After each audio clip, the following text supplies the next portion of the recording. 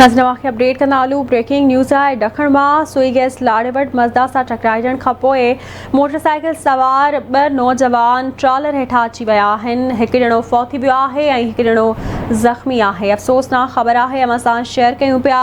फौती जी सुञाणप तुफ़ेल मेमण तौर थी आहे। वाजिद सुमरो सख़्त ज़ख़्मी आहे, जंहिंखे अस्पताल मुंतक़िल कयो वियो आहे। तफ़सील मालूम कंदासीं शकील धारेजो खां।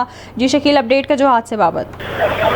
जी, ॾखण मध्य जी लिंक रोड सुई गैस लाड़े वटि मज़दा जो टक्कर लॻण सबबि मोटरसाइकिल सवार 2 ॼणा तुफ़ेल मेमण ऐं वाजिद सुमरो ट्रालर हेठां अची विया आहिनि, जंहिं सबबि ॾखण वासी तुफ़ेल मेमण थॾे ते चेबाग जी फौत थी वियो आहे ऐं वाजिद सुमरो ज़ख़्मी थी पियो आहे, जॾहिं त मज़दा ड्राइवर वाक़े वारे हंध तां फरार थी वियो आहे ऐं ट्रालर वारे खे पुलिस पंहिंजी तहवील में वठी छॾियो आहे।